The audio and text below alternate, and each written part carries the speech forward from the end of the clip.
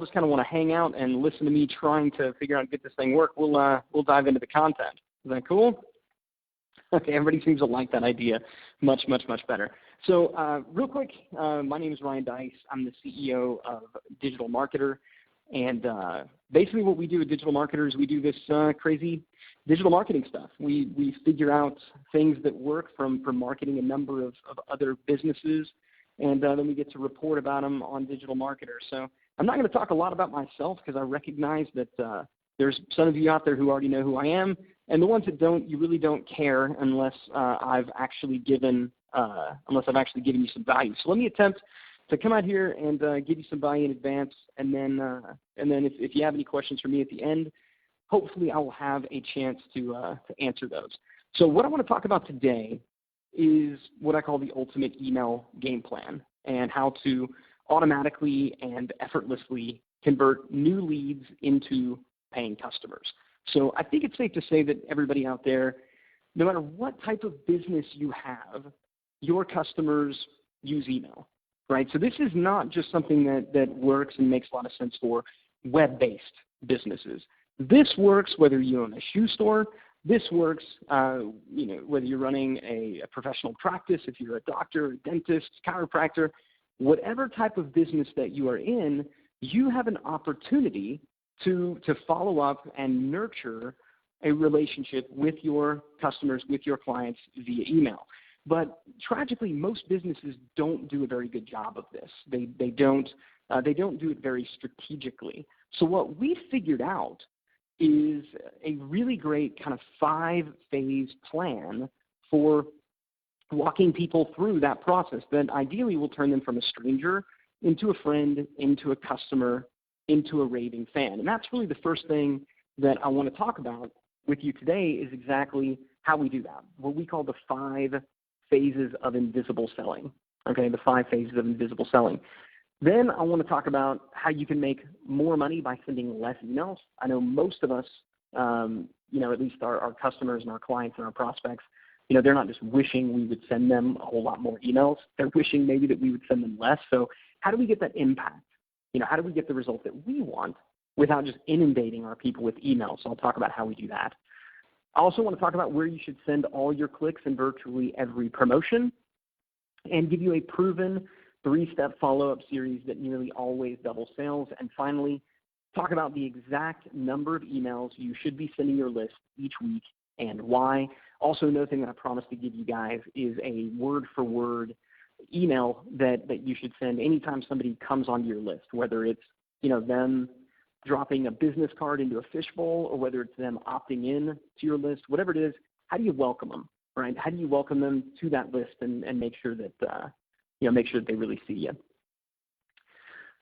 So the big question, right? You have a subscriber, so now what? You've gone out there and you have some people on your email list. What do you do now? I found that a lot of folks, they spend a whole lot of time thinking, how am I going to build a list? How am I going to get a subscriber list? And in fact, it's kind of propagated what I call the great big lie, which is that the money is in the list, right? You've probably heard that before. The money's in the list. Who can get the most subscribers, right? That's where the money is. And the reality is that's not the case. But admittedly, it's a bit of a chicken and egg thing, right? Do you first focus on building a big list, or do you focus on generating as much revenue as possible from that list? So what comes first, right? The building of the list, or the strategy around monetizing that list? And really what I want to put forth to you today is that there's no point in building a list. There's no point in asking people to opt into a newsletter. There's no point in even putting that little fishbowl out on your counter if you're brick and mortar until you know what you're going to do with the lead once you have it. Okay? If you knew that, then that's what is most important. So your number one priority is to answer this question: how will you monetize a lead once you have it? Okay? How are you going to monetize a lead once you have it? And that's what we're going to talk about today. You need a game plan, right? You need what we call a machine. So hopefully, in the good folks in Infusionsoft, when they had you register for this when they had you register for this, they gave you access to this download. Because what we're going to be doing is really walking through this PDF together. Walking through the PDF together, talking about the 5 different phases and how you can optimize them for the people that are coming in to your list. Again, whatever place they're coming in through, hopefully once they're there, then you've got, you know exactly what you're doing with them. So let's dive in and talk about the first phase. Okay, so when we look at this first phase here, this first phase is known as indoctrination. Okay, the indoctrination phase. And it's a 3-email phase, and I'll talk about what those 3 emails should be. But the idea of this phase is really to turn strangers into friends, right? Turn a stranger into a friend. I think about the indoctrination series as that first date, okay? So the first time you ever go out on a date with someone, you know, Chris Rock, I don't know if there's any Chris Rock fans out there, but Chris Rock liked to joke that, you know, when you go out on a date with someone, you're not going out on a date with them, you're going out with their representative, right? That's kind of the purpose that the indoctrination series serves, right? As soon as they come on their list, now they're hearing from your representative in a sense. So you want to do things like you want to ask them to whitelist you, which we're going to talk about in just a second, but mostly you want to show them your best stuff. You want to put your best foot forward. I mean, if it's a first date, you're going to wear your favorite outfit, you're going to tell your funniest jokes and your funniest story, and you're going to try to put your best foot forward. And this is critical, okay? This is critically important because all too often, subscribers will come onto your email list. They'll come into your database, and they'll all just start getting emails from you one day. And they don't, you know, it's if you send out an email newsletter, then maybe they just get your next newsletter. If you got a promotion, then they'll get the next promotion that goes out. But there's no series that really welcomes them and indoctrinates them to who you are and who your brand is. Nothing about it ever gets particularly personal. So I want to show you exactly how we do that, and I want to show you really the first email that people should be receiving. We call it the perfect welcome mail. Now, I'm going to zoom in, so don't freak out if you can't see this just yet. But when I show you the mail itself, just know the words are interchangeable. Okay? The words that you put in your perfect welcome mail need to be yours. They need to come from you, right? They need to sound like you. So as I'm going through this, don't pay, you know, particular attention to the words or the phrases. Okay? There's nothing that's so magical about that. Pay attention to the structure of the mail, okay? Pay attention to the structure of the mail. So now, let's pretend like someone just opted into a form. Maybe it's some type of a web form, and they opted in to get a special report, or they opted in to get a coupon code or something like that. Or again, maybe they called up and you know, you put them on, you know, you asked for their name and email address, and they found their way into your database through a physical means. But whatever the mechanism was, they're now in your database. They just arrived, and this is the very first email that they're going to receive from you. So, subject line, welcome to, you know, whatever, you know, welcome to kind of whatever the name of your company is or whatever. Here's where to start. Now, this is critical. Everyone wants to know, where do I start, right? Where do I begin? So welcome to our newsletter. Here's where to start. Whatever that thing is, tell them where to start. Then you want to do something kind of weird. You want to introduce yourself. Now, this is something that we as human beings know to do. This is something that we do when we meet people, right? We go to them and we say, you know, hi, nice to meet you. My name is Ryan, right? And you introduce yourself to someone, and they introduce themselves back. And yet, when we go to email, we forget to do that, right? People will sign up, and the email will just come from a brand, like, you know, confirmed, you're now on our list, right? You would never do that in real life, right? If somebody came up and they introduced themselves to you, you would never say, confirmed, I know your name, right? It's completely bizarre to think about doing that in real life, and yet we do it on the web all the time.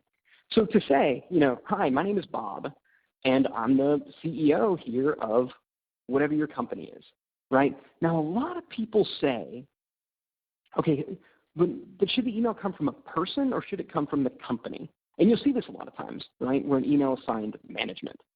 Don't do that, okay? Don't do that. Emails should always be written by a person. You know, if you want to put the company name in the from field or something like that, that's fine. But you need to think, who is writing this email? Who's the author of this email? Is it the owner of the company? Is it somebody else at the company? Right? But it needs to come from someone. So hello, and then, my name is, and hello. You're basically saying hi and welcome, right? Pretty simple. I'm not going to dwell on it too long because it's obvious, and yet I see so few email marketers doing it. Okay? So, hi, my name is blank. And then, here's who I am. I want to take a second, just say hello and welcome you to the family. Right now, if saying welcome you to the family isn't appropriate, then change it. But there you go.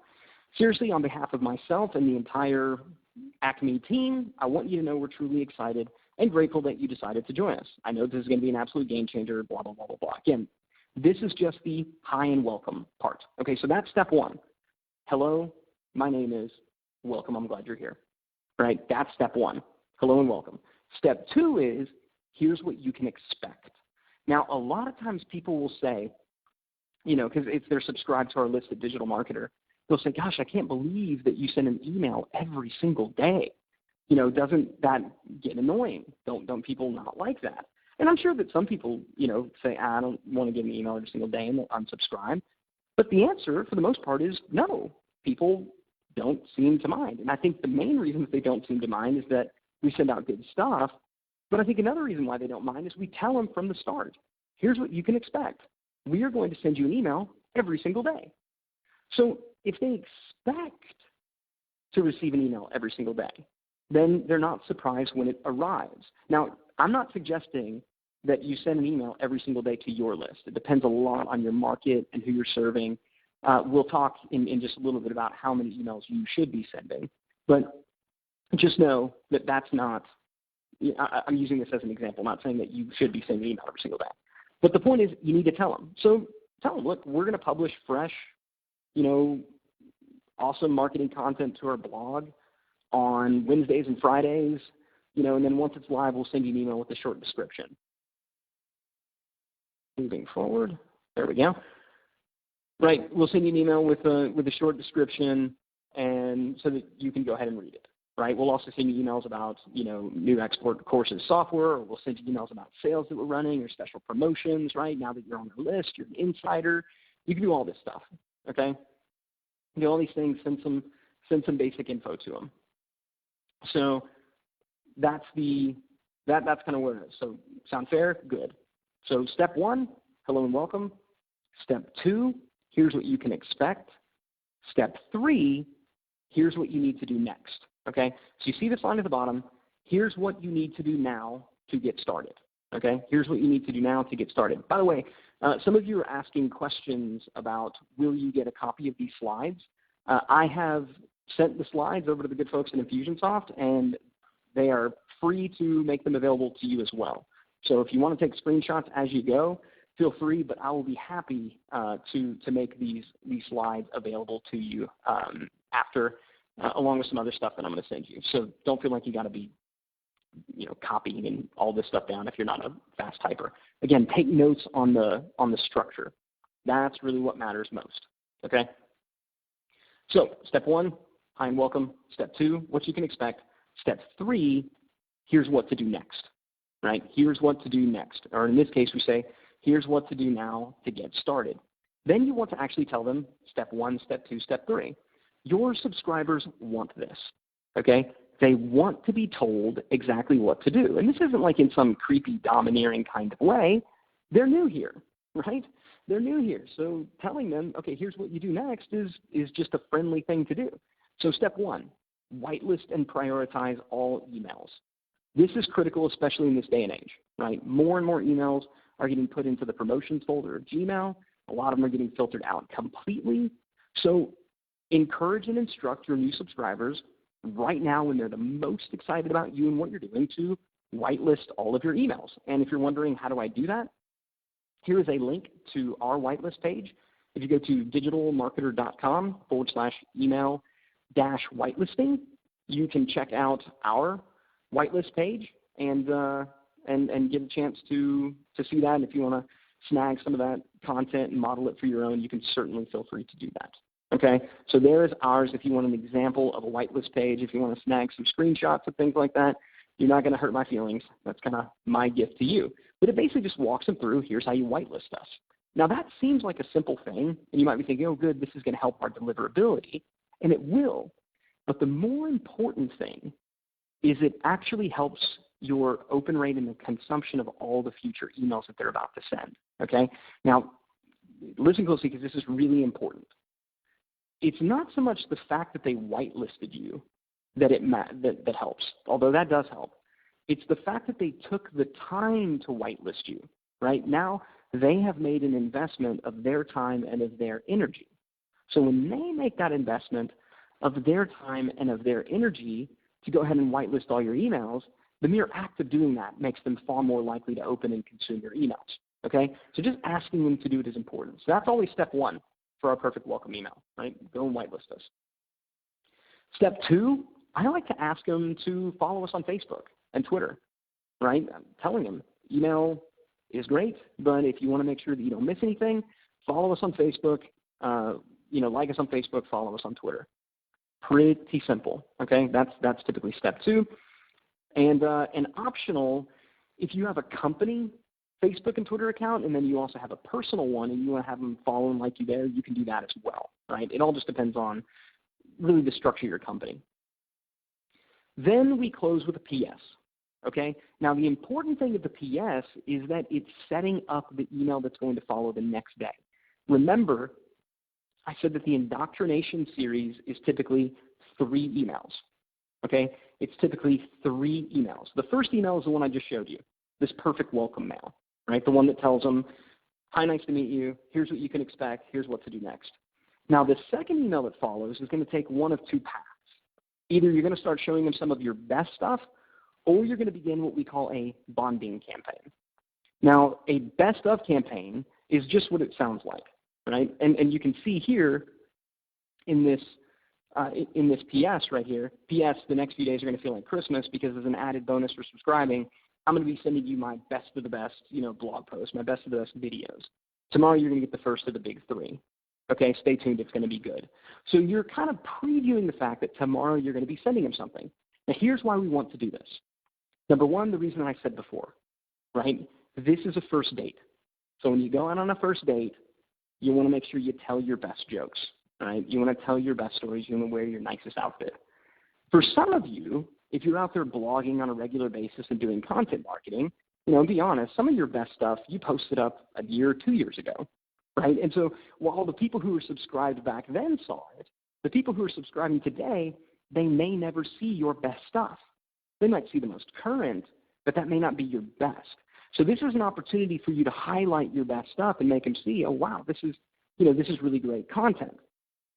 So that's kind of the main reason that we're doing it. We're also training them that when we send emails, good stuff happens, right? Here's an email with some really high quality stuff. I hope you like it, okay? That's kind of, if we want to go best of. So email number 2, if you want to go the best of route, email number 1 is that perfect welcome email. Email number 2 is the first best of email where you're simply saying, hey, here's a really great blog post. Email number 3 is here's 2 other pieces of content that I think you'll like, right? So you're sending out a couple of pieces of content over the course of 3 days, just really inundating them with value on the front end. Now, what if you don't have, in fact, somebody asked this, what if you don't have any content, right? What if you're not doing content marketing, then what? Then you would run what we call a bonding campaign, okay? A bonding campaign.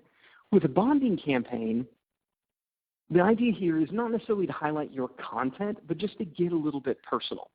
So tell them some stories. And in fact, so you might tell them a riddle, right? So P.S., do you know the number one reason why most real estate agents charge 3% commissions, right? If you happen to be serving the real estate space, right? Well, you can ask them a riddle, or you can start to tell a story that finishes the next one, that finishes the next email, something to really engage their attention. The other thing that you can do in a bonding series is you can post up someone else's content. You can say, hey, I came across this video the other day, or I came across this TED Talk, and it was really impactful to me. I hope you'll like it. And so in email number 2 and email number 3, you can send them content that someone else created, but that was impactful for you and that you think will be impactful for them. And that's critical because a lot of people think, I need to produce a lot of my own content. You actually don't, okay? You don't. I mean, it might be better if you do, but you don't have to. I mean, think about if you were really interested in schnauzers, for example, right? If that was your thing, you had a schnauzer puppy and you're just really into schnauzers. If a friend of yours happened to see an article about schnauzers, then and they in a magazine and they pulled it out and folded it up, put it in an envelope, slapped a stamp on it, and sent it to you, you wouldn't thank the author of the article. You would thank your friend who sent it to you. The same thing is happening here. Okay. The point is, with the indoctrination series, we're putting our best foot forward, right? We're showing value first, and we're telling them a little bit more about who we are so that they feel like they're really starting to get to know us, okay? That's the first date. That's what indoctrination is all about. So what I'm going to do here is I'm going to pause before we move on to the next one to answer some questions. So let's see. Louise asked, are there not IP issues with that, with sharing other people's content? And Nancy kind of asked the same thing. There is a problem with taking content, somebody else's content, and just like copying and pasting it and sending it to them, right? But where somebody has posted a YouTube video, or if there was a TED Talk, or if there's an article on somebody else's site, there's nothing wrong. And in fact, the people who posted that content, I'm sure, would appreciate it with linking over directly to their content.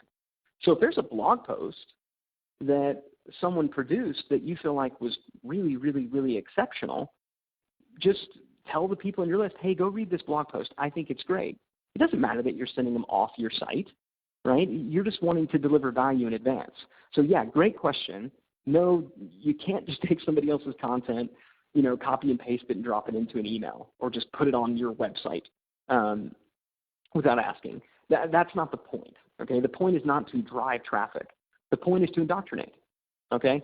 And if you go to like TED.com, which is just a list of, it's a site that has a number of just really awesome talks on any number of subjects, you can find a really great video that will be impactful to your audience, okay? I promise you will find them.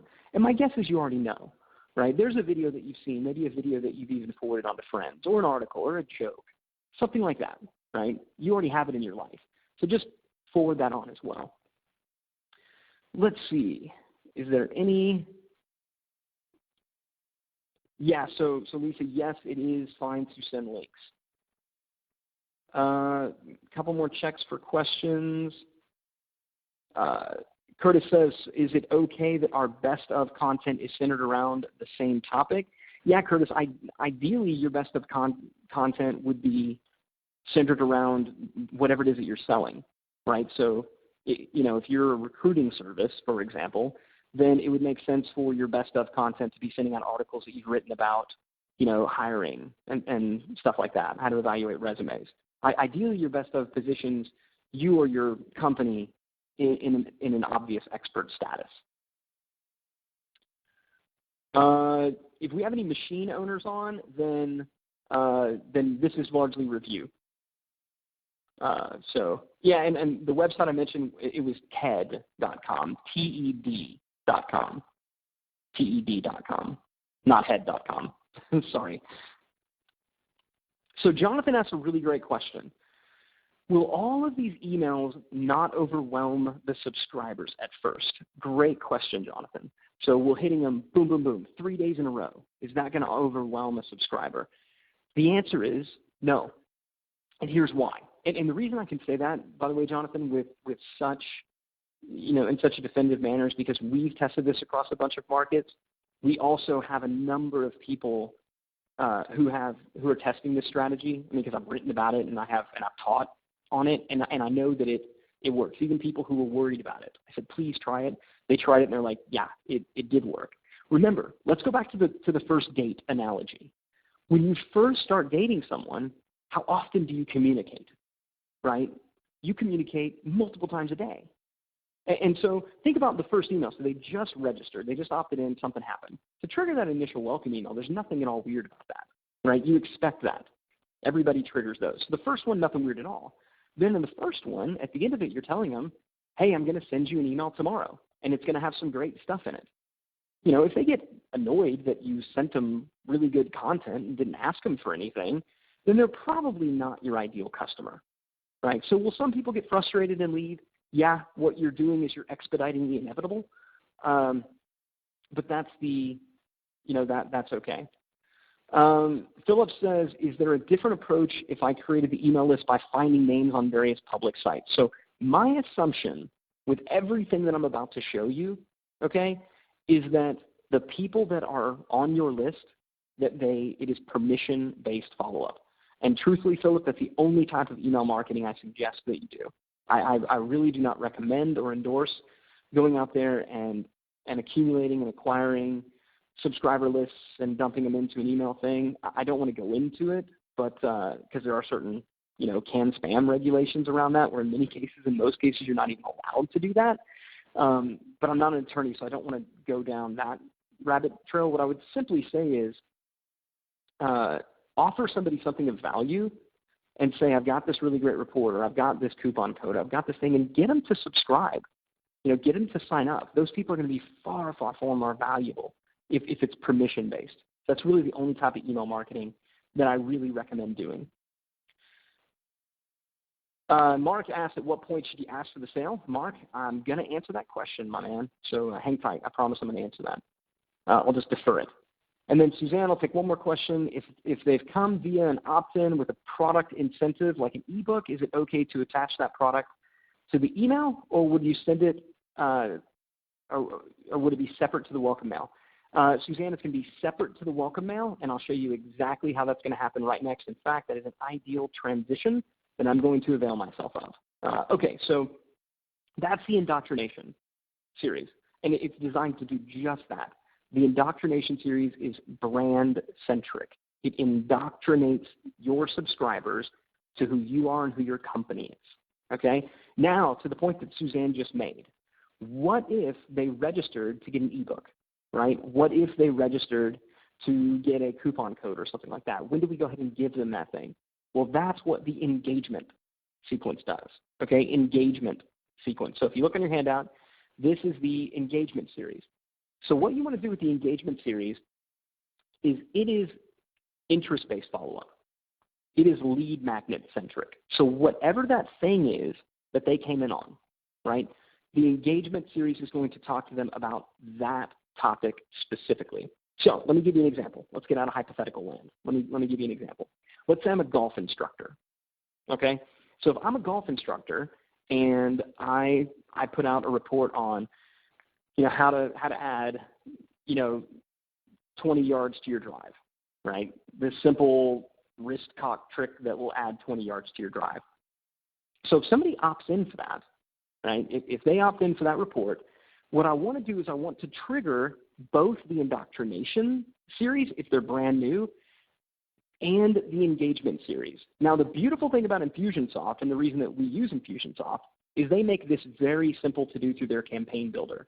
And I'll talk about, at the end, they gave me a cool link that I can give you guys where if you want to talk to somebody about how to do this, there's somebody at Infusionsoft that can tell you how to do it. Full transparency, I don't know how it works, and you don't have to either. There are really smart technical people who know how to do this stuff and can just set it up for you for almost nothing. But the idea is when a lead comes into Infusionsoft, it knows, okay, this lead is brand new. So let's trigger both the indoctrination series that we just talked about before, and let's also trigger the relevant engagement series. So the engagement series, the first thing that it's going to do is it's going to deliver the thing that they asked for. So here's your report, okay? Here's the thing that you asked for. Now, you may be thinking, okay, but doesn't that mean they're going to then be getting 2 emails at the same time? And the answer is yes. Now, I know that Jonathan, who asked that question before, is now probably freaking out and saying, oh, wait a minute, they're going to be getting 2 emails at the same time? And again, the answer is yes, but it's not weird. Put yourself in the shoes of the user, okay? If you are the user, then you just signed up for something. Here's a welcome email, welcome to our newsletter, welcome to the team, welcome to our company, really glad that you're here. And then here's the thing that you asked for, right? It's not weird that those come in 2 separate emails. And in fact, if you think about it, you've experienced this before, and you didn't think much of it. And you didn't mind that they both came in because you were actively engaged and excited about the subject at that moment in time. Now, if you continue to send 2 emails every day for an extended period of time, yeah, people are going to get real sick of it, right?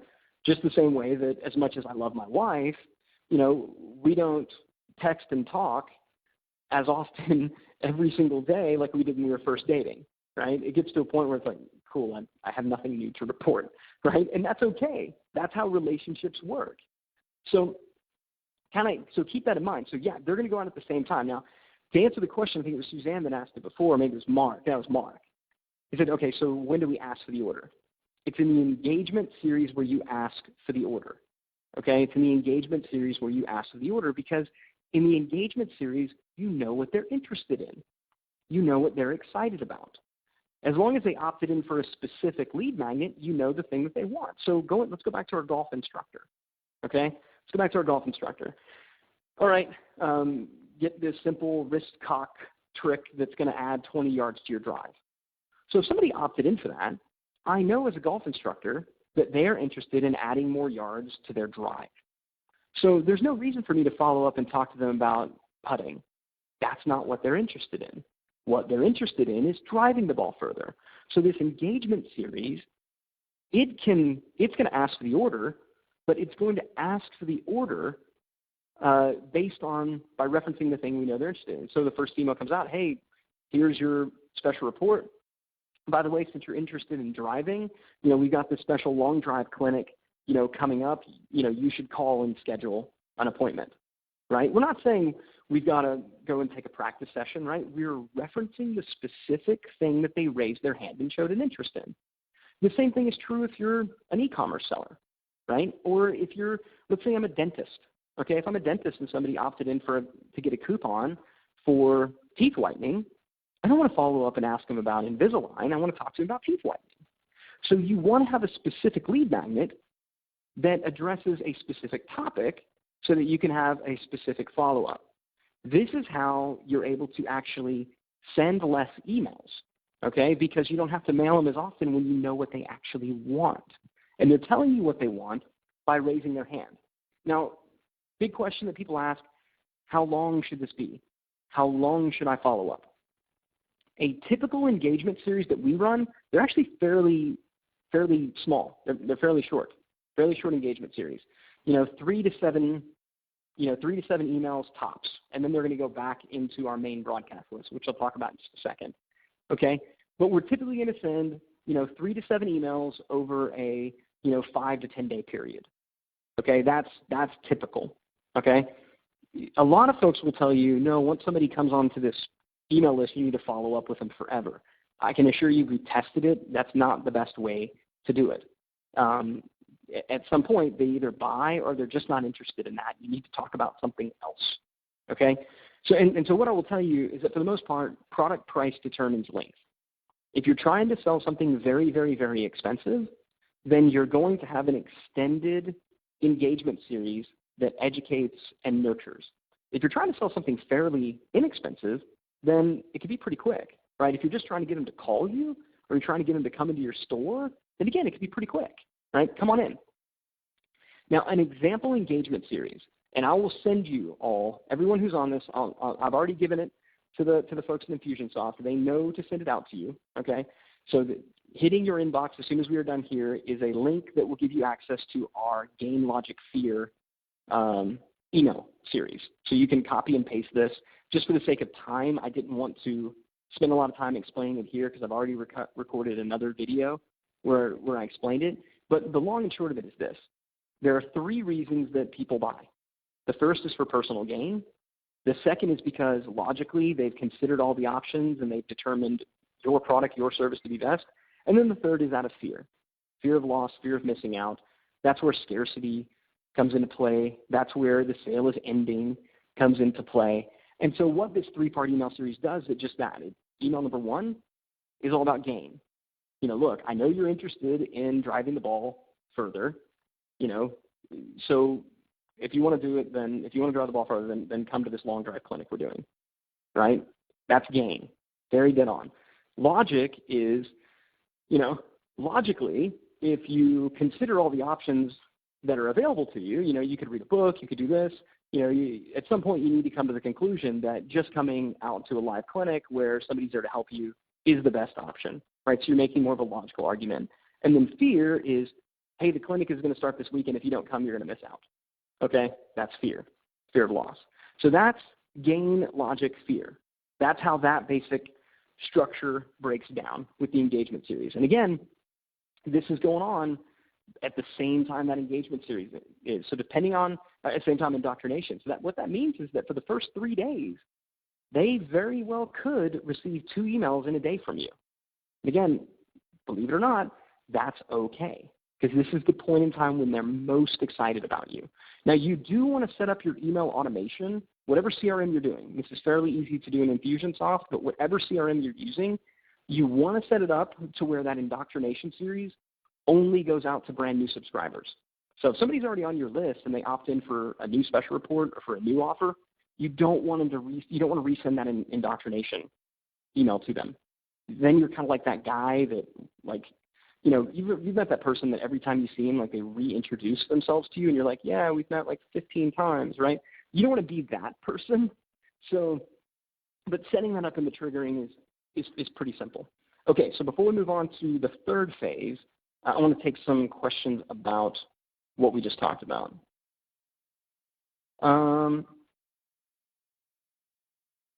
Dee says, Infusionsoft just sent a link to the webinar again, not a PDF. I think it's going to go out afterwards, Dee, so hang tight. And if it doesn't, I'll follow up with them to make sure. As far as a replay, Niels, that's up to them. Hopefully they'll offer it. Andy says, I have quite a lot of our database opt in for multiple things within the space of a couple of weeks for additional options. Do you just leave out the engagement series as it's already run once? Yeah, if they've already seen, I think you mean, do you leave out the indoctrination series? I hope that's what you mean. If the answer is indoctrination, then yes, you would leave it out if it's already run once. It's a little more tricky if they wind up in multiple engagement series, because you still want to give them what they're asking for, but if they're asking for it, then I think you got to send it to them. Andy says, we're trying to get them to book a consult for our websites, which are around £2,000 in total value. Yeah, Andy, so the role of the engagement series is not necessarily to sell something, okay? The role of the engagement series is to take them from where they are right now, which is kind of a stranger, right? Now, hopefully the indoctrination series turns them into, more of a friend or at least an acquaintance, right? And then the role of an engagement series is to get them to ascend to either a prospect or to a low-level customer. So maybe the engagement series is saying, hey, give us a call. Hey, book a time. Let's talk about your, specific need. So you wouldn't have to, and this is important when you look at Gain, Logic, Fear, at the series I'm going to send you. Because the series that I'm going to send you, the call to action is click on this link, right? Click on this link, go check this thing out. For you, you may replace that with give us a call, right? Or click on this link to schedule an appointment, right? So you can adjust the call to action, but it's not always about getting them to buy. It's just about getting them to take that next logical step that moves them down the prospect customer life cycle. Tristan says, do I need a different product for each engagement email? No, not necessarily, Tristan. Let's go back to the example of the golf instructor, right? So if I'm a golf instructor, I just want to give a bunch of private lessons. So, whether I'm giving somebody a private lesson because they're interested in driving the ball further, or whether I'm giving them a private lesson because they're interested in becoming a better putter, it's still a private lesson. The product is the same. But if somebody opts in for a special report about driving the ball further, then I'm going to try to get them to take a private lesson, and I'm going to speak to them in the terms of driving the ball further, because I know that's what they're interested in. If they opted in for something about becoming a better putter, then I'm going to say, well, you really need to schedule a private lesson so we can get you to become a better putter, right? The lead magnet and the engagement series in particular, they inform the interest, the specific topical interest that your prospect has. And so what you offer them, as long as it does fulfill on that, it's really irrelevant. It could be a bunch of different things. It could be the same thing. So if I'm a golf instructor and I just want to do private lessons, then I'm selling the same thing to all those people, private lessons. If, on the other hand, I'm a publisher, I'm a golf publisher, and I have, videos on how to putt better, or I have videos on how to drive the ball further, then if somebody opts in for something about putting better, then I'm going to sell them my video series on putting, which would be a different product than the video series on driving the ball. So really it depends on your model and what you're trying to sell. Alana says, I know you said the content slides will be available. Was wondering about the audio. Yeah, I believe so, Alana. That's up to the good folks in Infusionsoft. But my hope is that they will make recordings available to you guys, but that's kind of on them. Robert says, how do I set that up in Infusionsoft so they don't get it again? Honestly, Robert, I don't know. We have an Infusionsoft specialist in my office that put that together, and I know that the folks at Infusionsoft can tell you how to do that as well. So I would direct all technical questions to them. Maurice is asking for more examples of lead magnets. It's kind of hard, Maurice, because there's so many different ones that you could do, but I will tell you, one of the simplest ones, the two simplest lead magnets you can ever produce are this. Number one, you can answer the number one question. Like just answer a frequently asked question. So that is a very, very simple one, but hey, opt in. I know a guy who's in the dating space, right? So he showed single guys how to get dates with women. And the biggest question he got is, how do I know when it's okay to kiss a girl, right? I don't want to do it too soon and be creepy, and I don't want to wait too long and be a prude, right? So how do I know when the right time is? So he put out a lead magnet that was the kiss test, how to tell if she's ready to be kissed, right? It answered the number one question. So that's one way to think. Think, what's the biggest question that I get all the time? Create a lead magnet that answers it. The other way to do is to produce a list, right? People love lists, right? So if I were just selling any type of video editing services, I might put together a list of 10 tools you need, how to set up the perfect, or 10 things you need to set up the perfect at-home video studio for under $1,000. Now, I just made that up out of thin air, but, cool. If I want to set up my own little video studio at a home office or whatever, I'd download that. Okay, and you need the Panasonic whatever and this with the flux capacitor thingy. Again, not a video person. So you give them the list of everything that they need, and then you say, by the way, if you need any help setting this stuff up or editing the videos once you shot them, give us a call, right? You're delivering the value in advance, and then you're offering your services or your product on the back of that.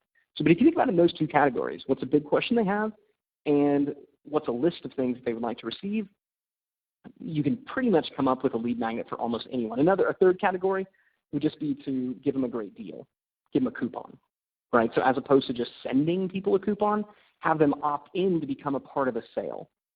You're seeing a lot more big brands doing this, right? It's almost like their own internal Groupon, right? We're running a big sale, opt in to be invited into the sale. We call that a velvet rope offer. Chiara asks, so is there an overlap between indoctrination and engagement? Chiara, yes, those would be sent at the same time. So there is a chance that an indoctrination email and an engagement email could arrive in their inbox on the same day, 2 emails. Now, one way that you can kind of mitigate the effects of that, which, number one, they're minimal, because it's only going to happen for the first 3 days.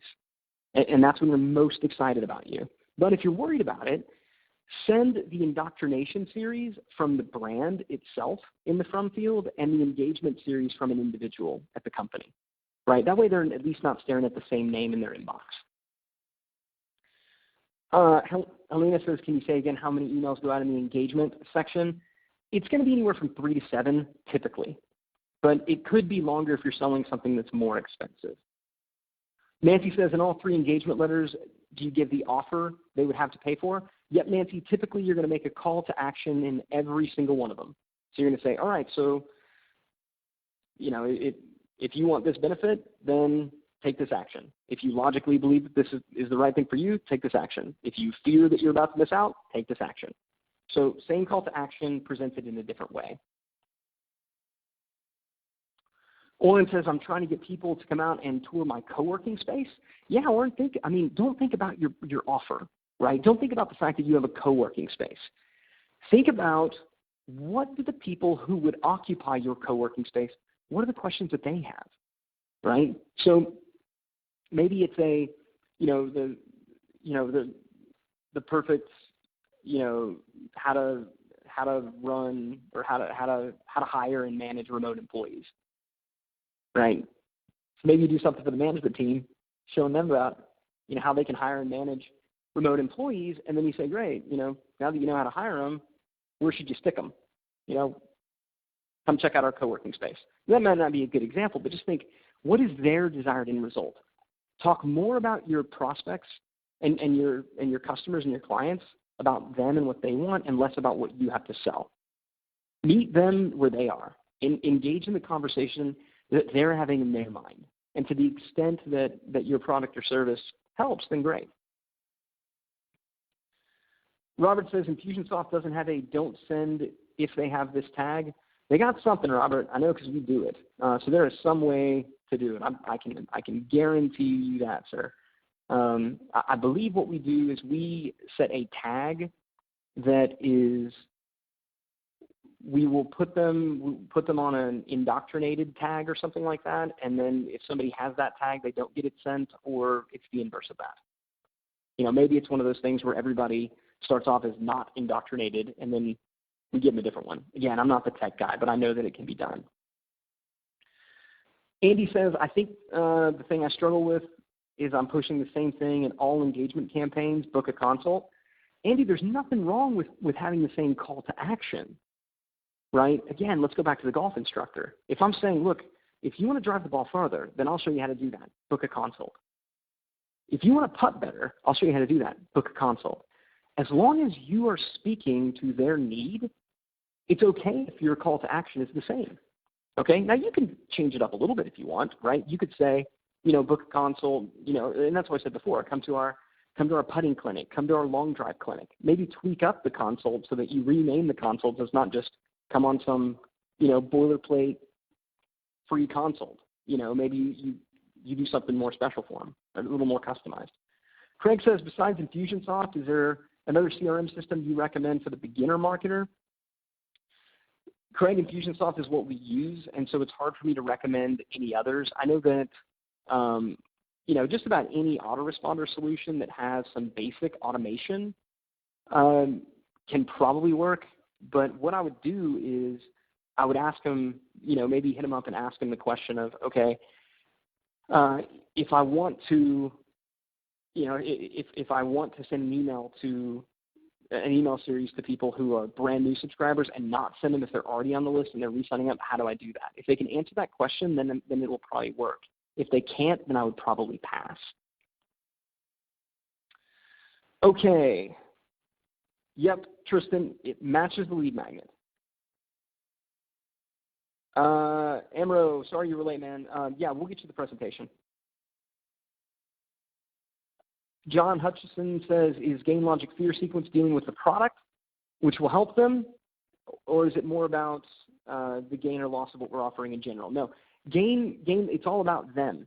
So if you want this particular desired end result, then go sign up for this thing. It's all about them. They're going to lose out on an opportunity to move forward, okay? Everything is about them.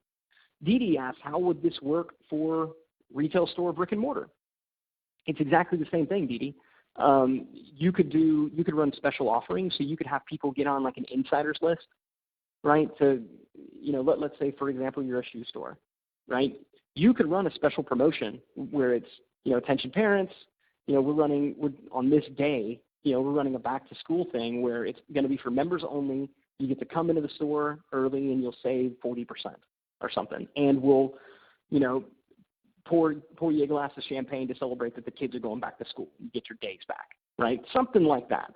So maybe they sign up for that. Now they're on the list. They come out for that special promotion. And the next time you do a special promotion, you invite them to do that as well, right? Maybe the next time it's hey, it's baseball season. Come get your kids cleats. Again, I'm not suggesting you even own a shoe store, but you kind of get the idea. All right. Yeah, now there's people talking about like tags and decision diamonds, and I'm getting really scared because I don't know how all that works. So I'll answer. Bilal will ask the questions. I'll answer that, and then we'll move on to the third phase. He asks, How often would you recommend to send out an advertisement for an e-commerce business as an outbound call center? Should we follow up on these calls 1 day, 2 days? So I'm going to talk about how often you should mail your list at the end, but the short answer is a minimum of once per week. Okay, a minimum of once per week. So that's the quick answer, and then I'll give you a more extensive one later. All right, so that was step 2. Now let's talk about step 3, which is ascension. So ideally, the engagement series did its job. Okay, ideally the engagement series did its job. They bought something, or they scheduled an appointment, or they came in, right? But they did something, right? They moved beyond just merely being a prospect, and now, whether they're an opportunity, whatever the jargon you use to determine the prospect customer life cycle, they did that. Now what you want to do is you want to treat them differently because they've taken an action. They didn't just opt in. They took an additional action. This is a more valuable person. And so that's what the Ascension series does. It turns ordinary buyers into multi-buyers. It turns fans into super fans. And what we call this at Digital Marketer the value loop. Because I know a lot of people, they have concerns with upselling people. They have concerns with when somebody buys one thing, making them an offer after that, right? Or if they come into your store, should you ask them to come back again? And the answer is yes, as long as you have something valuable for them. I mean, I would hope, and this gets mildly esoteric, but I would hope that everyone listening to this is selling something that truly brings value into your customers' lives, right? You are not just in this to like rape and pillage the earth, okay? That what you deliver gives value above and beyond what you are charging for it. So assuming that's the case, then I don't have an issue with making additional offers to them, okay? Now, you want to do that in its due time. Oftentimes, by the way, Ascension isn't a matter of getting them to buy more. It's a matter of getting them to consume what they bought, especially if you're a high ticket. So you want to turn them not just from a buyer, but into a consumer. So if somebody signed up for, if you sell really high-end, complex software, like Infusionsoft, for example, if you go and buy Infusionsoft, then it's not so much about getting you to go buy a bunch of other stuff. It's about getting you to actually use Infusionsoft, right? That's still Ascension. Okay, so Ascension, whether it's in the form of buying or Ascension, whether it's in the form of consuming, that's what should happen next. Now, there's ways to automate this process. So if this is handled online and somebody comes through and they make a purchase, then, and all that's tied into Infusionsoft, then you can say, great, everybody who buys this, move them into this Ascension series. Take them out of this engagement series, move them into this Ascension series. That's all done through tagging and Campaign Builder. Again, please don't ask me the technicals of how it works. I don't understand how it works completely, but there are people that do. And I know the folks in Infusionsoft can point you in the direction of folks that do and can tie that up for you. And the nice thing is once it's built, it's built. It's good. And that's why we call this a machine. It's built. It's done. It just kind of runs. Okay? And interestingly enough, another point that I'll make is, number one, it doesn't have to be your product. Okay, so if you're telling me, well, I only have one thing to sell, that's fine. I would recommend that you set a New Year's resolution for expanding your product line or expanding your service delivery options. But in the meantime, sell somebody else's stuff. Have a joint venture relationship, an affiliate relationship, a reseller agreement. But offer them something. Just think, what is the next logical thing? Now that they have this, what do they need? And even if you don't do it for them, if you get it for them, you're doing them a service, okay? And the campaign that I'm going to send you that you're going to receive after this is over, Gain Logic Fear, that will also work with some slight modifications as an Ascension series. So Gain Logic Fear, when you go through, you'll see it references, hey, you just opted into this special report. You just requested this lead magnet, so I know that you're interested in this topic, right? That's typically when you're doing follow-up, the first step is to reference the previous action they just took. So the previous action they just took in the case of the engagement series is they opted in. They gave you their contact info to receive something. Same thing with the Ascension series, right? Hey, you just bought this, or hey, we just had a call, right? Whatever the thing is they did before, you want to reference that, you want to encourage that, and you want to say, now that you did that, the next step is to do this. Okay, so slightly modified, the gain logic fear campaign can also function as what we call an upsell abandon campaign, and it can work as an ascension campaign. All right, let me give a quick check of the questions. Matt Solomon, is this webinar an example of the Ascension series for Infusionsoft built for keeping me connected to the product? Great question. Let's get a little meta right now. So truth be told, I don't know if the people who are on this webinar, because they just said, hey, will you come on and give some good content to our people? And I was like, sure, because they've been good to me, and so I'm happy to give some stuff for you guys. So I don't know if most of you who are on are active Infusionsoft users, or if you're people who are, if you're prospects and you're thinking about using Infusionsoft. So to answer your question, Matt, because I think it's kind of a cool way to look at it since you're experiencing it right now, right? This can function as either an engagement series. So we know, for example, that those of you, so if you don't have Infusionsoft yet, right? If you don't have Infusionsoft yet, but you signed up for this particular webinar today, what do we know you're interested in? We know you're interested in email marketing. We know you're interested in email follow-up. So my hope is that, and I have no control of this, but my hope is that if you say, yeah, this sounds cool, I want to do that, and I want Infusionsoft to help, my hope is that when they sell you Infusionsoft, that they sell you Infusionsoft by talking about, oh, okay, yeah, so we know you're interested in automated email follow-up because you were on that webinar with Ryan Deiss. So they should be able to, and maybe I'm kind of, making their sales job more difficult by giving you some insider knowledge, but, whatever, that's what we're here for. Hopefully they talk about that, right, as opposed to just talking about all the billions of features that Infusionsoft has that you may or may not care about. For those of you who are on this and you're already Infusionsoft users, then it functions as an ascension campaign because we're teaching you some stuff, giving you some information, giving you some campaigns that you will hopefully use with Infusionsoft, which will increase your usage and increase your stick. So it functions as both, depending on who you are. Good question, Matt. Let's see. Jojo says, why do you use Infusionsoft instead of other programs? Jojo, at the risk of giving a little sales pitch, which is not going to be, I kind of tried all the other ones, and Infusionsoft is the best. And I can say that not because they paid me to do this, okay? Really. I mean, and I've used Infusionsoft for many, many, many years. And when I first started using them, they're probably going to be mad at me for saying this, but when I first started using Infusionsoft, it was terrible, terrible. Then it got, I call it was like the cream of the crop, right? So it was better than what was available at the time, but not much better. And really, I found in the last couple of years, it's gotten really, really good.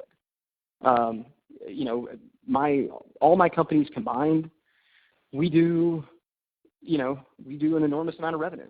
At least seems like an enormous amount for me. I mean, we do a whole lot of tens of millions of dollars a year in revenue across all my different companies. And we do them in a lot of different markets. So we own makeuptutorials.com. We own survivallife.com. We own DIYready.com. We own e-commerce properties, and we also own some offline brick and mortar businesses. And so we have the opportunity to try a lot of different solutions. More than that, because I own digitalmarketer.com, you can probably imagine that we have a lot of CRMs knocking on our door wanting us to use their solution. And so we try it. I mean, because I'm going to use what's best for my company. And we always come back to Infusionsoft. So that's the answer there. And none of this is an affiliate link, by the way. There's not even a link here, but there you go.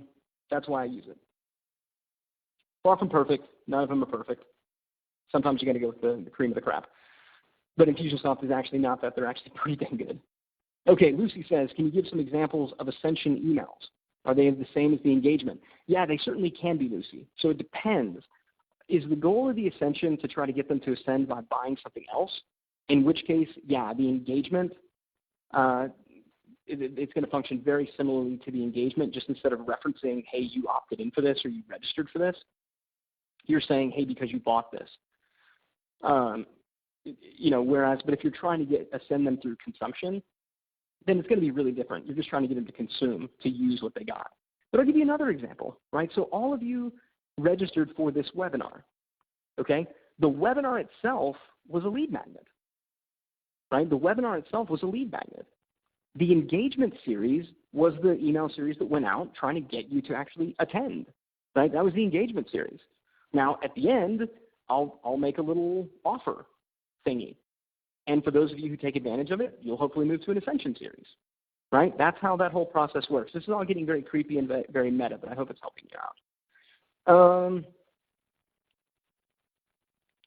Okay. So step 4, segmentation, all right? Segmentation. Now, segmentation is where people go when they're not in an engagement series and when they're not in an Ascension series. So let's say the engagement series doesn't do its job, okay? The person opts in for the special report about driving the ball farther, and they go all the way through it, and they don't book an appointment. Nothing happens, right? Then they go into the segmentation series. Same thing if somebody does buy but they don't ascend. They're eventually going to go back into your segmentation bucket. So this is your primary broadcast list. This is where you're sending out your email newsletter, right? This is your primary broadcast list. Now here's the thing. What most people want to do is they want to send out emails. They want to send out broadcasts to try to sell something. I'm going to suggest that you don't do that. I'm going to suggest that you send out broadcasts that try to get your subscribers to re-opt in to another lead magnet to put them into another engagement series. Now, you may be thinking, why would I want them to re-opt in if they're already on my list? And the answer is, when they re-opt in, you are reconsummating the relationship. I call it date night, okay? If you think about what was the thing that they did that got them on your list to begin with, it was they opted in. They registered, and that's when they were most excited about you. So when you do that, they're opting in and they're registering again, all right? It's like, you know, every Thursday night at my house is date night. My wife and I go out on a date. I don't say, oh, now that we're married, I never need to take you out on a date anymore. No, right? You want to do that. And so it resets the relationship. It's really, really a good thing to do. It also allows you to give value first. You're not just sell. You're going out to your list saying, hey, go check this out. And it also makes sure that you're only selling to the people and making offers to people who are ready for them. So when you go to your list and you say, hey, go buy this, come into our store, call our number, blah, right? That's when they get sick of it. When you're going out to your list saying, hey, we just published a new report. We just published a new checklist. We just published this thing over here. We're doing a webinar. You're giving.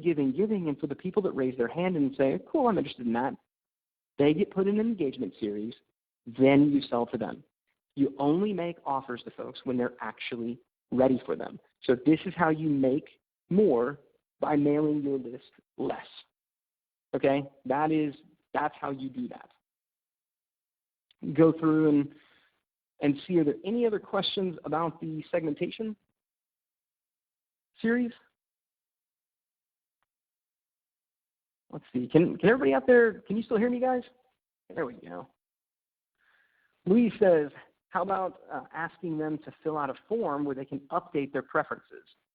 Yeah, you can ask them to update their preference, Louise, but it doesn't give them any immediate value. Saying, hey, come over here, fill out this form.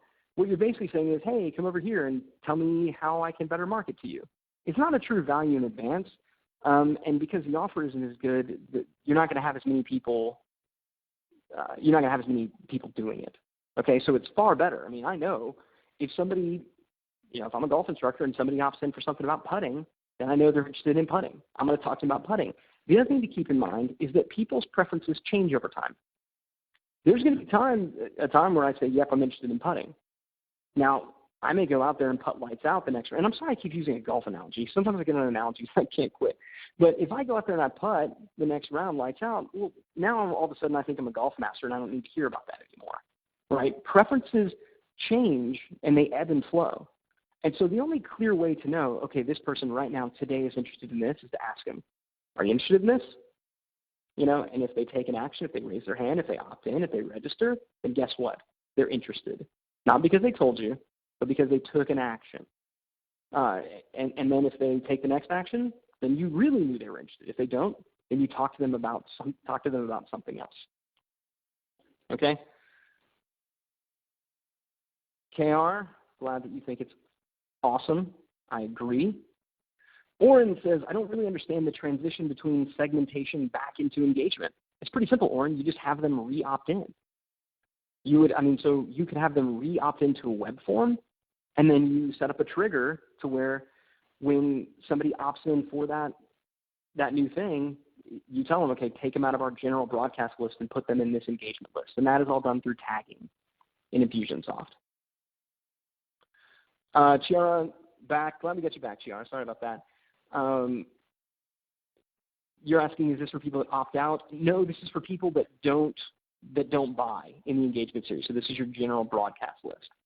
Earl says the people leave the segmentation list as soon as they have done a re-opt and the segmentation itself. Yeah, it's not that they're necessarily leaving the list, Earl, because it's done through tagging, but fundamentally, yes. Right? Fundamentally, yes. They're no longer receiving your general broadcast anymore. Shazim says, in real estate, would the segmentation be like a monthly market update? It could, Shazim. Every real estate agent in the world sends out a monthly market update. You know who doesn't care about monthly or market updates? Their clients. They just don't. I would much rather see real estate agents. Like, I think if a real estate agent sent out a thing that said, here's the perfect packing technique to make sure your china never breaks. Go over here to opt in for it. Now, if somebody actually opts in for that, they're thinking about moving, or they know someone that is. Because I live in my house right now. I've lived in it for a while. I have no desire to sell. Telling me how to pack my china so it doesn't break is utterly irrelevant to me.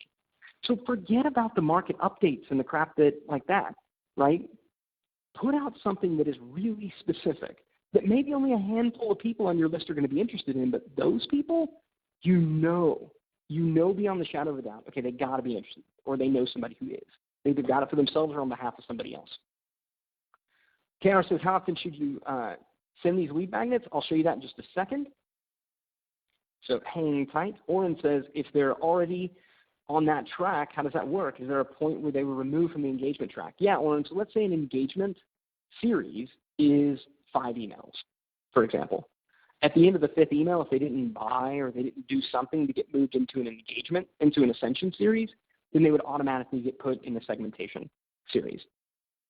Okay, that's what they would do. Now, again, when it comes to Infusionsoft, what you want to do is say, okay, I want to do that machine thingy that Ryan was talking about. And there are people that are there who will know what you were talking about, I promise, because we've trained a lot of their people, and they've read the book. Tim says, how about answer a survey where you deliver the survey results? The thing about surveys, Tim, is there's not an immediate benefit. You're basically saying, hey, people, come over here and fill out this survey, and then when you're done with the survey, I'll give you the results of the survey. It's okay, but I mean, did I really, as the survey taker, did I really gain a whole lot? I mean, I'm now more informed, I guess, as to the opinions of others, but that's not what I want. That may be what you want. You may want that data, but is that really what they want? So think about that. Jamie says, what about selling events? That's once a year. How do we keep them engaged? Jamie, you should be sending them content on a very regular basis. If you do an event, I'd be taking clips from that event, highlights from that event, and I'd be sending it out to them. And just because you only do an event once a year, it doesn't mean you only have to sell them something once a year. Right? You should be selling them other stuff throughout the year. So I'd be doing that. Louise says, sorry, Ryan, can you please explain then how you would ask them to opt in again? Sure, Louise. So once they're on your list, you're going to send them an email saying, hey, we've got this new special report or this new video, this new whatever, and you would send them to a web form, to a page with a web form on it. They would fill out the web form and to get access to that content. So you're going to use gated content. They fill out the web form, and in filling out that form, they're effectively opting in again. Boris says, what about holiday event-specific campaigns or product releases? Do you still want them to re-engage, re-opt in before the offer? Sure. Yeah, you could say, as we're about to do a digital marketer, hey, we're running a 12 days of deals. So sign up to get on the 12 days of deals list. No reason you can't. Okay. I have got to move, guys. There's a lot more questions, and I'm sorry I cannot answer them. But we promised we would finish this in an hour and a half, and I know we got a late start, so let me just finish up real quick. So very quickly, here's an example segmentation series that you could send out to your list if you wanted to mail a number of days during the week. So I'll give you multiple variations. So let's say Monday, you could mail what we call a blind email.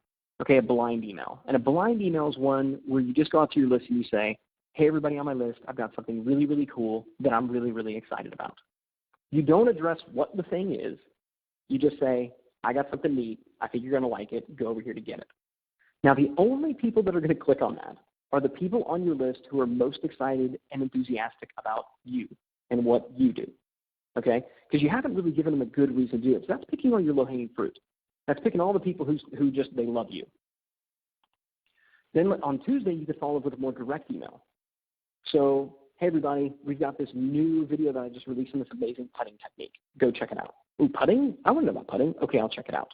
That gets you the people that are interested in putting. Then you could follow up with just content, okay? Here, let me give you a preview of this new putting technique I've been talking about. If you want the complete video, go over here to opt-in. So it's content in the form of a newsletter, in the form of a video, with a call to action at the end encouraging them to sign up. And in that content, you could just have a link within the content. So here's a blog post that I wrote. By the way, if you want the complete system, go here to check it out. You could do an image ad below the content. We do this all the time at Digital Marketer. You can also put an ad block within the content. But the point is, use some of the content, and in the content, there's a call to action to go and do something. Then on Thursday, you could take the day off, let subscribers catch up. On Friday, if the campaign is doing well, you could follow up with something else or talk about something else completely or take the day off. Same thing on Saturday, and then on Sunday, take the day off. So if you want an example segmentation series for sending out a broadcast 5 days a week, there's a pretty good flow for you. Now, I know most of you listening are thinking, there's no way I'm going to email my list 5 days a week. Okay, that's fine. Let's talk about what you do if you want to email your list 3 times a week. Then what I would do is on Monday, I would lead off with content. Hey, check out this really cool video of me showing this new putting strategy. I would follow up on Tuesday with a relevant offer, with a direct thing, saying, hey, if you want to become a better putter, then you need to go check this out. So we've already led with content. We've given value first. Take Wednesday off, and then on Thursday, you could send some more content or kind of a wild card, anything you want to do, right? If you want to send 2 broadcasts a week, I'd go content and then direct immediately following. A mistake that I see a lot of email marketers make is if they're only going to send 2 emails, they'll spread them out. You'll actually have more impact if you go boom, boom, if you stack them one day after another than if you spread them out over the week, okay? And if you really only email your list once a week, we found Tuesdays to be a really great day to mail the list across most of our markets. Again, test it. You may find that it's different, but Mondays and Wednesdays and Thursdays, it seems, are when email volume is at its peak. So Tuesday, if you're only going to email once a week, Tuesday seems to be pretty effective. I would send content, and in that content, say, if you like this, you're definitely going to love this other thing. Send them a link to get the other stuff. If you do that, then no one's going to have a problem with it. And kind of the point that I make is if you aren't broadcasting your email list at least once a week, you hate money, okay? If you aren't following up with your list at least once a week, you've got to know they're going to get tired, all right? They're going to go away. They're going to stop paying attention to you. They're going to forget that you exist, okay? So at least once a week, commit to sending something of value to your list with some kind of call to action that ideally puts them into a relevant engagement series. All right, really, really quickly, re-engagement, the 5th phase. What happens if after 60 days they haven't opened or clicked on an email? All right, it's been 60 days, they haven't opened or clicked on a single email. You can actually set this up in Infusionsoft and say, okay, if somebody hasn't opened or clicked on one of my emails in 60 days, drop them in this re-engagement series. And the idea behind this is just to wake them up. So for 7 days, you're going to try to send them stuff. Hey, I've got this free thing for you over here. I got this great gift over here, right? It's flowers and gifts for about 7 days. Then another 7 days, you want to go to the, hey, are you alive? Or are you mad at me? We call it like the passive-aggressive technique. Are you mad at me? Did I do something wrong? Emails like that, okay? And then at that point, if it's been 14 days and they still haven't opened and they still haven't clicked, then you're probably better off just to clean those leads from your list or to move them into a different database because they're just not that into you.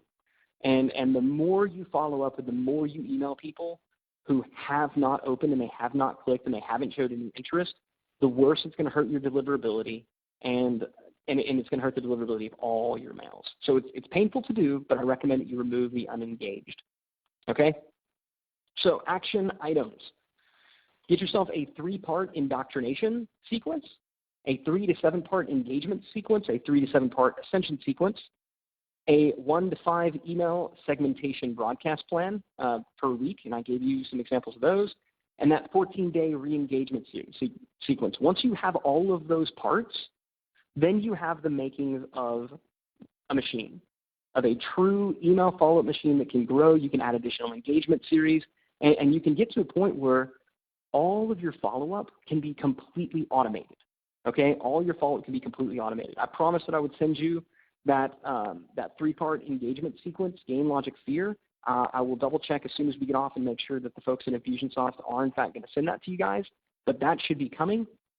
The other kind of shameless pitch that I want to make to you is this. If you want to get help really thinking through this process, right? Thinking through the process initially of what is my customer lifecycle, right? Because I talked about how with engagement, you need to, with your engagement series, it's a matter of talking to them about what they're interested in, right? And then moving them to the next step. Well, to answer that question, you need to know what that next step is, all right? And so the folks in Infusionsoft have set aside some time where they can talk to folks who are on this webinar and help you, number one, brainstorm lead magnet ideas. They can also help you map out your prospect customer lifecycle so that you can build one of these machines, and they can just in general talk to you more about this process. Obviously, their goal in doing this is that you will decide that, okay, cool, I want to do that, and I think that Infusionsoft is the best tool. So what I've just given you is a great strategy, and it's a strategy that can be applied manually. I mean, heck, if you want to use a index card system doing direct mail and follow-up phone calls, you can do this, right? That's why I wanted to give you an overarching strategy. But if you want to automate the whole process, that can be done as well. That's what we have set up, and that's what Infusionsoft allows you to do. So, full disclosure, and hopefully this is not, I mean, we're all marketers and business people here, right? So clearly the people at Infusionsoft would like for you to use their platform, their solution, to set up and automate this. But I also know, and they've told me and they've assured me, that this is not a sales call, right? This marketing growth plan that they're offering you is not a sales call. It is a value in advance proposition where you come on, talk about your business, get some insight into that, talk about your lead magnet, map out your prospect customer lifecycle, and their hope is that you say, wow, this is really great. Okay, let's talk about how Infusionsoft can help me do that. And if you don't, if you say, wow, this is really great, I'm going to go use some other company to do it, then that's fine. All right, that's the risk that they're taking as a business. But again, people have asked, which one do we use? We use Infusionsoft because we tried all the other ones, and we found that Infusionsoft was the best for us. So if you're going to ask me which one do I recommend, I wouldn't be doing this if I didn't recommend them. So hopefully that is as transparent as we can be. With that said, we are over by about a minute due to the late start. Again, my apologies. I will scroll down and see if I can answer just a couple of quick questions. So Bilal says, we receiving the PowerPoint. Yes, Bilal, I sent it to them, and I will tell them to go ahead and turn it into a PDF and send it to you guys. So hopefully you guys like that. You're very welcome. Thanks, Jason. Glad you listened to the EntreLeadership podcast. Appreciate that. Well, cool. I must have done either done such a good job that you don't have any questions, or bored the snot out of you that you don't have any questions because you left. Because it doesn't look like oh, here we go. Lawrence has a question. When you have multiple products to sell and have created multiple engagement series, how do you deploy them? Are they Ascension series after Ascension series? Yes. So you can definitely do that, Lawrence. It's a really advanced concept, although it's a great problem to have. I've got all these problems. I've got all these products to sell, right? But yes, what you can do is when somebody makes a purchase, if the next logic, if you already have an engagement series for something else that they should buy, then it's really simple just to move them into that engagement series and to automate that process. So if somebody bought product A, then move them into engagement series for product B. And then that engagement series kind of functions as an Ascension series. Engagement and Ascension, they are two sides of the same coin. It's just in one of them, with engagement, you're trying to really turn them into a buyer. And with Ascension, they've already taken a positive action. You want them to do it again, okay? Or you want them to consume. Aaron says, what if you don't have a sophisticated database of customers? Aaron, you could start doing this with just, 20 people, right? I wouldn't feel like you got to start with a whole lot of folks. The important thing, and it goes back to what I said before with the chicken and egg, you're going to be able to build a much bigger list when you know that you can monetize that list once you have it. That's the critical thing, right? That's the really, really, really, really, really critical thing. A lot of times it's not that you don't know how to build a list, it's that you can't afford to build a list. So that's why if you go and figure out how to build a list, or how to monetize a list, then building it is much, much easier. Amy asks, hey Ryan, do you allow them to unsubscribe themselves from a sequence instead of the entire list? Can Infusionsoft do this? Yep, it absolutely can. You can set it up to where they would opt out of an engagement series and not your list as a whole. Shazim says, can you please go into a little more examples for the Ascension series for real estate agents? Shazim, what I would say is, so your goal as a real estate agent is to get people to call and schedule an appointment with you, and so your Ascension series might be about following up, getting them to actually list with you. And if they list with you, and let's say you sell their home, then maybe you have an Ascension series that's all about getting them to give you a referral. So it really is just about figuring out, okay, what is your prospect customer lifecycle, and just positioning each series so that it moves them further down that process. So it's kind of hard without knowing your prospect customer lifecycle, but that's what the folks at Infusionsoft are offering to do over at Infusionsoft.com/Ryan D. Clever name. Infusionsoft.com/Ryan D. That is my special tracking link so they know that I actually showed up for this webinar. And did this, schedule an appointment with them and have them talk you through what your prospect customer lifecycle should be, because then matching a follow-up process to that to move them down that process becomes much simpler. You get out of the hypotheticals. This is great. We have a lot of clients who ask us to implement your plan on Infusionsoft. SH, that's great. SH, you should consider becoming a certified partner. We'd love to have you if you're doing implementation work. A digital marketer certified partner, I should say. John Hutchins says, it seems like we get the most opt-ins and opens over the weekend. Isn't Friday a great day? John, for the most part, Friday is not good for us, but for a lot of our markets, like the hobby markets, it is pretty good. And that's why I said do your own testing. Tuesday was kind of a general catch-all if you're only going to mail once, but if you're finding that weekends are the best, heck yeah, mail Fridays and Saturdays. All right. Alana says we have multiple services. Should there be a series for each service? Yep, ideally, but start with one. Okay? Start with one. Okay, guys, so I am way, way, way over.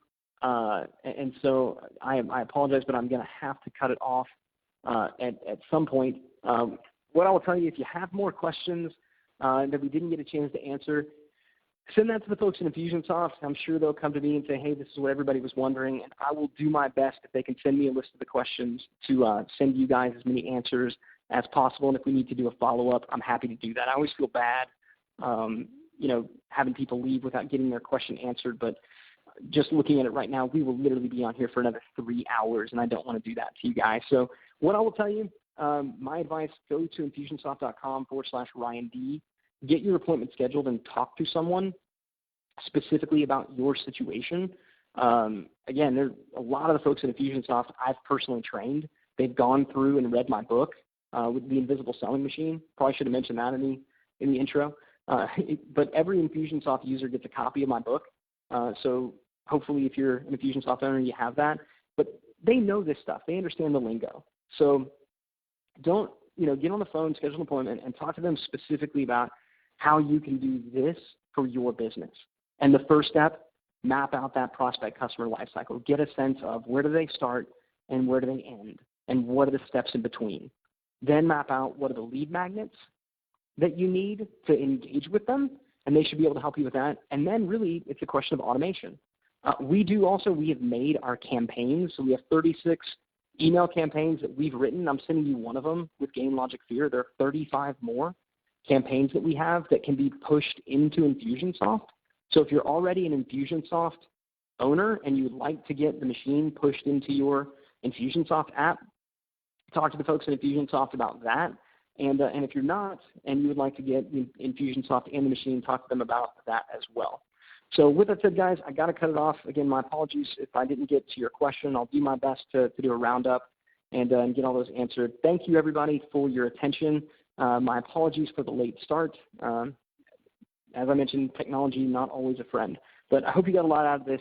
I hope you really understand the strategy, and I hope, if nothing else, that you remember that chicken and egg scenario. Figure out, answer the question first, how am I going to monetize a lead once I have it? Once you've answered that question, then you can start building your list. Okay? Thanks again, everybody, and I'll talk to you next time.